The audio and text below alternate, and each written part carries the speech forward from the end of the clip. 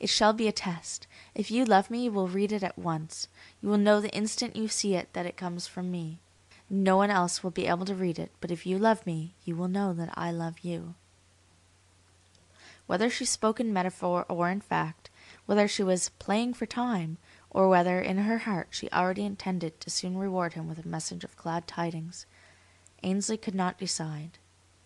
And even as he begged her to enlighten him, the last whistle blew, and a determined officer ordered him to the ship's side. "Just as in everything that is beautiful," he whispered eagerly, "I always see something of you, so now in everything wonderful I will read your message. But," he persisted, "how shall I be sure?"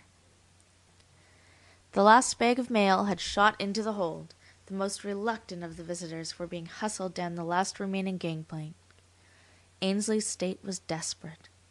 "Will it be in symbol or in cipher?" he demanded. "Must I read it in the sky, or will you hide it in a letter, or where? Help me! Give me just a hint." The girl shook her head. "You will read it in your heart," she said. From the end of the wharf, Ainsley watched the funnels of the ship disappear in the haze of the lower bay. His heart was sore and heavy, but in it there was still room for righteous indignation. "Read it in my heart?" he protested. "How the devil can I read it in my heart? I want to read it printed in a cablegram." Because he had always understood that young men fell in love, found solace for their mystery in solitude and in communion with nature, he at once drove his car to Lone Lake. But his misery was quite genuine, and the emptiness of the brick house only served to increase his loneliness. He had built the house for her, though she had never visited it, and was associated with it only through the somewhat indefinite medium of the telephone box. But in New York they had been much together, and Ainsley quickly decided that in revisiting those places where he had been happy in her company, he would derive from the recollection some melancholy consolation. He accordingly raced back through the night to the city, nor did he halt until he was at the door of her house. She had left it only that morning, and though it was locked in darkness, it still spoke of her.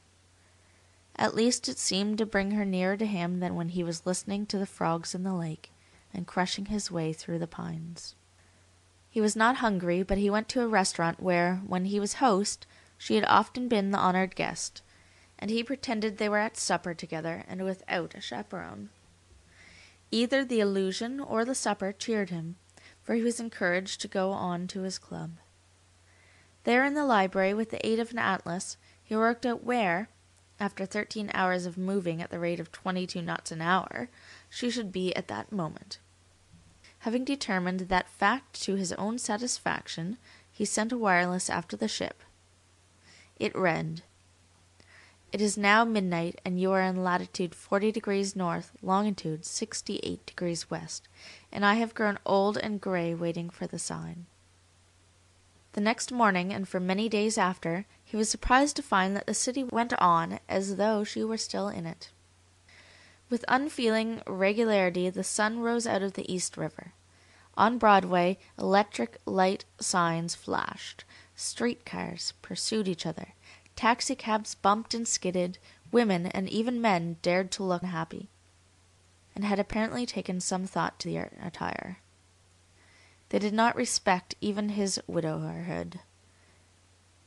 They smiled upon him and asked him jocularly about the farm and his crops, and what he was doing in New York.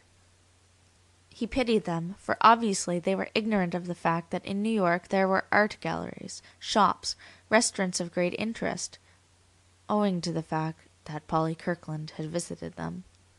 They did not know that on Upper Fifth Avenue were houses of which she had designed to approve, or which she had destroyed with ridicule, and that to walk that avenue and halt before each of these houses was an inestimable privilege. Each day, with pathetic vigilance, Ainsley examined his heart for the promised sign. But so far from telling him that the change he longed for had taken place, his heart grew heavier, and as weeks went by and no sign appeared, what little confidence he had once enjoyed passed with them. But before hope entirely died, several false alarms had thrilled him with happiness. One was a cablegram from Gibraltar in which the only words that were intelligible were congratulate and engagement. This lifted him into an ecstasy of joy and excitement, until, on having the cable company repeat the message, he learned it was a request from Miss Kirkland to congratulate two mutual friends who had just announced their engagement, and of whose address she was uncertain. He had hardly recovered from this disappointment that he was again thrown into a tumult by the receipt of a mysterious package from the custom house containing an intaglio ring. The ring came from Italy, and her ship had touched at Genoa. The fact that it was addressed in an unknown handwriting did not disconcert him, for he argued that to make the test more difficult she might disguise the handwriting. He at once carried the intaglio to an expert at the Metropolitan Museum, and when he was told that it represented Cupid feeding a fire upon an altar, he reserved a stateroom on the first steamer bound for Mediterranean. But before his ship sailed, a letter, also from Italy, from his Aunt Maria, who was spending the winter in Rome, informed him that the ring was a Christmas gift from her. In his rage he unjustly condemned Aunt Maria as a meddling old busybody, and gave her ring to the cook. After 2 months of pilgrimages to places sacred to the memory of Polly Kirkland, Ainsley found that feeding his love on post-mortems was poor fare, and, in surrender, determined to evacuate New York. Since her departure he had received from Miss Kirkland several letters, but they contained no hint of a change in her affections, and search them as he might, he could find no cipher or hidden message. They were merely frank, friendly notes of travel, at first filled with gossip of the steamer, and later telling of excursions around Cairo. If they held any touch of feeling, they seemed to show that she was sorry for him, and as she could not regard him in any way more calculated to increase his discouragement, he, in utter hopelessness, retreated to the solitude of the farm.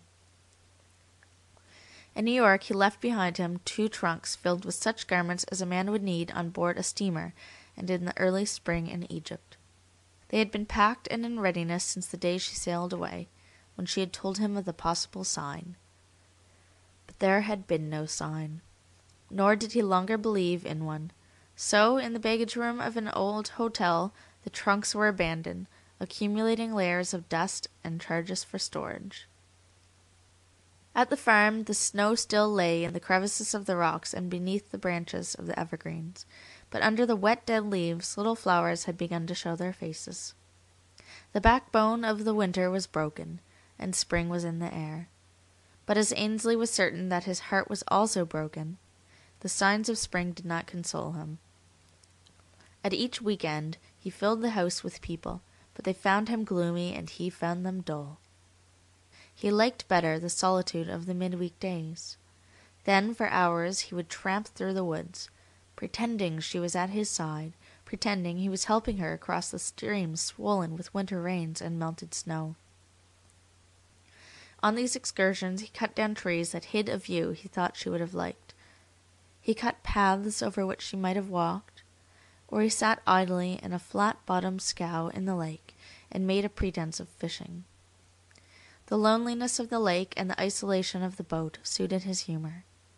He did not find it true that misery loves company.